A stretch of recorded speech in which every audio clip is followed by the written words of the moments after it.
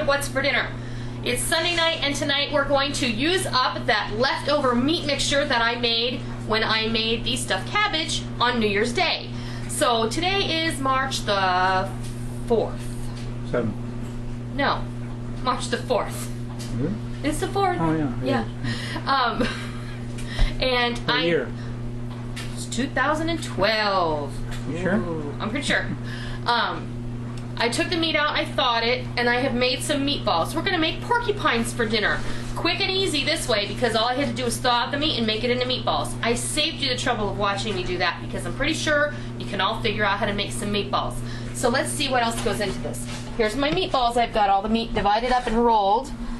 And then we're gonna use an interesting combination of other products. So, I have a family-sized can of tomato soup, and look, you don't have to use this if you don't want to. I'm going to use it because I like the flavor it lends to. It's a little sweet and it's tomatoey, and I like that flavor. I also have a can of ground tomatoes. I may not use all of this, I don't know. And I have a can of petite cut diced tomatoes. So let's build our sauce first. And you know, porcupines are really simple and they have simple flavors, so this isn't anything elaborate. We've already seasoned the meat before we froze it, so you know, I'm gonna just put all of this because there's a lot of rice in that meat, and you're gonna want all that rice to have enough liquid to cook in. And I think the way that I'm looking at it now, I'm gonna go ahead and add everything. There, tomatoes, tomato soup, crushed tomatoes. I sound like Forrest Gump. Okay. We're going to mix this up.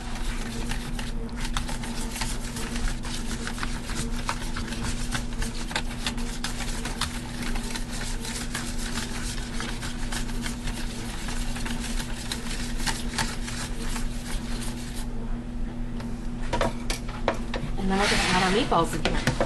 Let's get this out of the way. This is a brand, Del Monte, no lining. See, I did have someone email me and tell me that this soup can also had no lining either.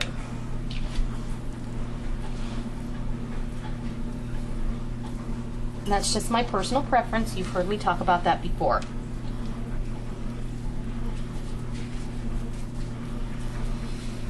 I've already got enough weird stuff going on my brain. Oh, you don't need any help? I don't need the DPA. Yeah, that's true. God knows.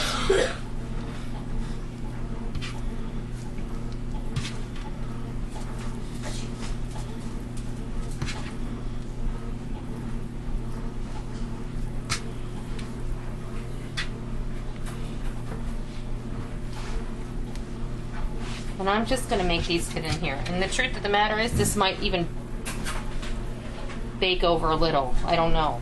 And as usual, you have an attentive audience. Yes, I usually do. What you hear in the background is Molly extracting a cat from the top of the refrigerator because he likes to pounce down. He has a tendency to just kind of put himself where he thinks he is necessary to be. You want to get a closer look. And I never want him to be where he wants to be. Okay, so.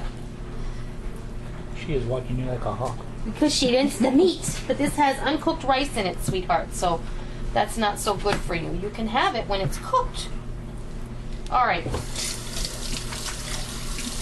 Not too much rocket science there. Or brain surgery. Or brain science or rocket surgery. All right, now, what do? Grab a piece of parchment paper, just like usual. And I'm going to grab my aluminum foil.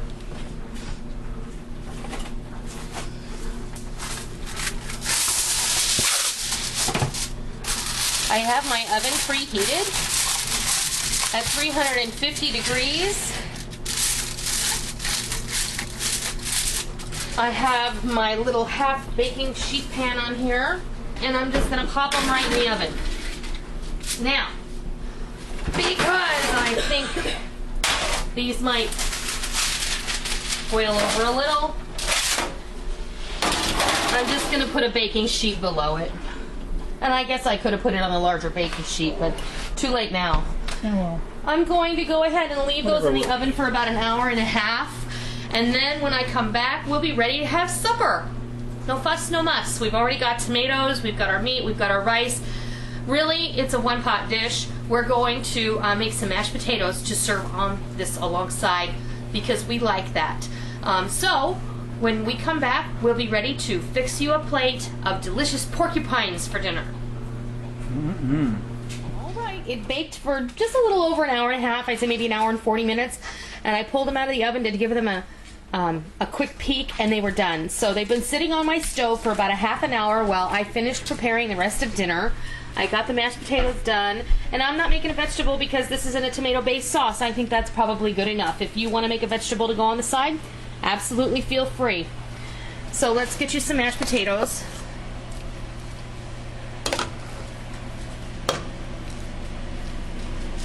There we go. And some of these wonderful, and they are really delicious. You're gonna love these. Using the tomato soup really makes all the difference. There you have it. Porcupines and mashed potatoes. Let me give you a fork.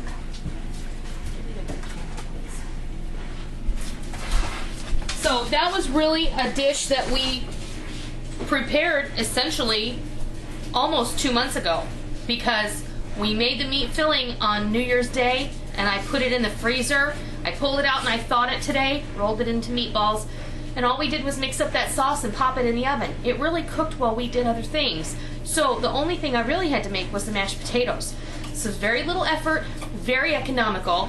You could actually make these meatballs and put them in the freezer and then just pull them out when you're ready to cook them. Throw them in the oven frozen. You could even make them in the sauce, wrap them up and freeze them, and then when you have a busy night that you know about, you can just take them out and you can have your kids throw them in the oven a couple hours before you get home from work and they'll be good to go. So, porcupine meatballs, I hope you give these a try and I hope you love them. And if you like what you see, please rate, comment, and subscribe. And until next time, I'll see ya.